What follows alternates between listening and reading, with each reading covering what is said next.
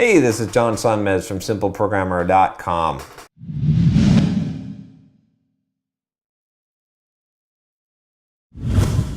So I got a bit of a question today about how I do things. So this is kind of a meta question. If you don't know, I do a lot of screencasting, or at least I have, which is creating online video courses for companies like Pluralsight. I've actually done 55 courses, online developer training courses for Pluralsight, and I did 30 of those courses in 1 year time frame. So it's actually something like, if you were to watch my videos on Pluralsight, you could watch for an entire week straight, like non-stop of watching my videos. That's how much I recorded in about 2 years time period. So I've done a lot of that, plus I've done my own courses as well. So this question is kind of related to how am I able to do that? What is my process? So I don't hold anything back. So I'm gonna give you what I do and give you kind of the basics of it. And you know, I thought about doing this as a screencast itself and showing you the tools and stuff, but I figure you could probably fill in the gaps, and I'll put some links to some of the tools. If you need more info, if this isn't clear enough, maybe I'll do a follow-up video, but this is kind of meant to be a general, overview of this. So I'll read the email or summarize it here, and then we'll go into the details. So this email says, hey John, how are you doing? I just love to read your blog and listen to your advice. You're one of my mentors who spend so much time teaching us all we know. Well, thank you, appreciate that. I have one request. I see you do great videos on YouTube and also have so many courses on Pluralsight. Kindly show us how to record a screencast so that we can share it on YouTube. I have absolutely no idea about how to get started and what equipment and workflows to use. If you can kindly show us how you do your videos, it will be fantastic. Also, some people advise that we should record and code, be doing the recording and coding the sound separately and later merge them. I do not understand how it can be done. Can you please shed some light on how you can possibly match your screen code with your voice if they are done separately? Thanks in advance, Syed, or Saeed. Okay, Saeed. So look, I'm not going to give the super detailed steps here. This is going to be more of a general answer, but this should get you started. And then if you need specifics, maybe I'll do something more in depth. Really, if I'm going to do specifics, I should do kind of a whole course on that, because there's a lot here. But I'm going to give you the general idea, which will hopefully get you started here. So we'll start off with a few things here. So for the YouTube videos, we can talk about that one now. This one's pretty easy. I started off just using my webcam, right? And you can start off using an iPhone camera, and that's all to get started, right? I'm a big believer in you go out and run for 6 months and do that before you buy new running shoes, right? You don't get to have the little fancy gadgets and spend the money and stuff. You don't get the reward until you've earned the reward. So I started off creating my videos with basic, right? And then once I had been consistently doing that, then I upgraded and I said, okay, now I'm gonna go to a DSLR. And I learned just enough to shoot just a little bit of DSLR I got this 50mm lens, and I figured out how I could make the background blur and got some lights and just shot that one scene, as you can see in the progression of my videos. And I still did some webcam as well. Again, but then as the audience started to grow, right now, for the first time actually, I'm shooting a batch of videos, and I have paid someone professionally to come in here and shoot the video for me.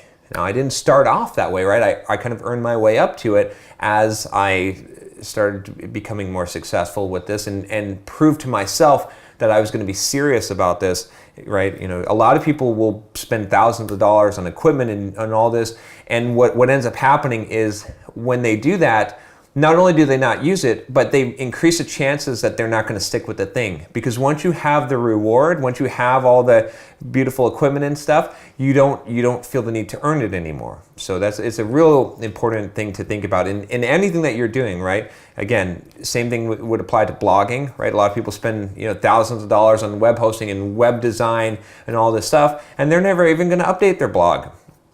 Same thing with screencasting and recording, anything that you're doing. So aside from that, right, so just so you know, what am I doing now? Now I'm having someone professionally do the videos for me.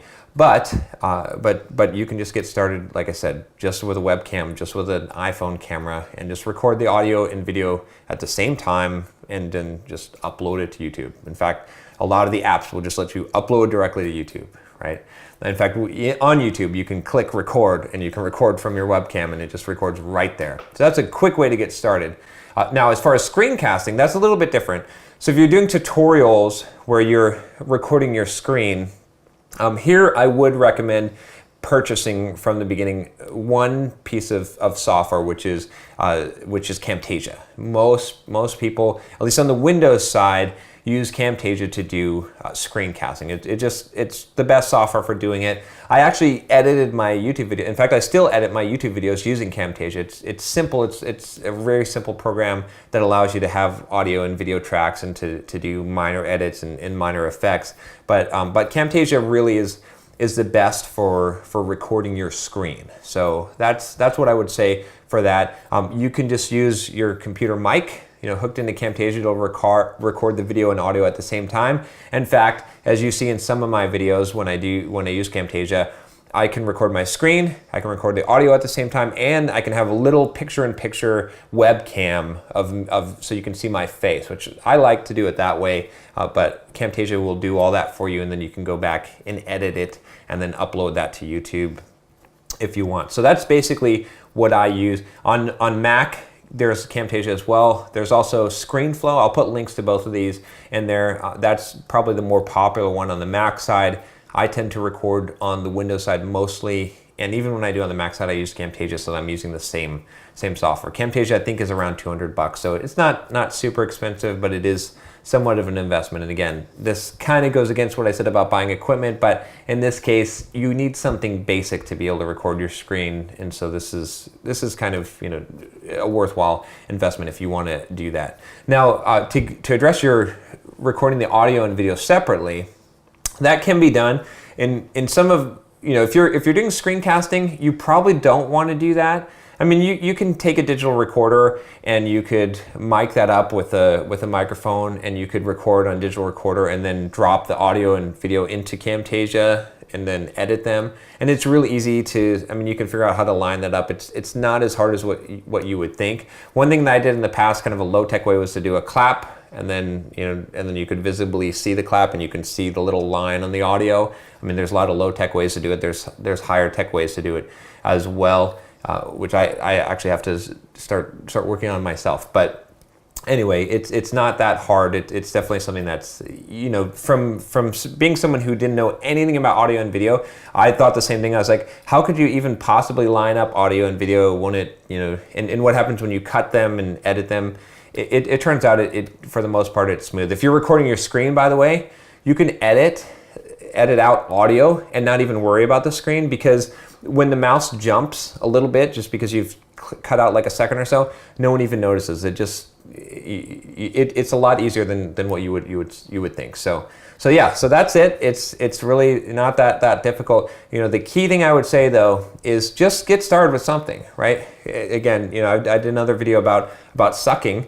Like, be willing to suck a few times. Like that's what it's gonna take. And you create a video, you create a tutorial, you put it out there, and then you do the next one and you learn from it, and you get better and better at it, and then eventually you can get to the level of quality that you want to be at. We all have this idea of what we want, but we don't have the ability to get there yet. But you can't just aim for your ideal. You have to realize that it's a progression to get there. So hopefully that answers your question. If you have any more questions about it, just let me know, and leave some questions in the comments below if you have any questions regarding my setup. I'll probably do something more in-depth, just talking about not only how I use the equipment, but how I think about the topics, how I kind of create an actual online course to be able to teach someone something, and how you plan those out. I'll probably actually do a course on that if there's enough interest. Let me know if there is interest. Thumbs up the video and leave a comment below, and I'll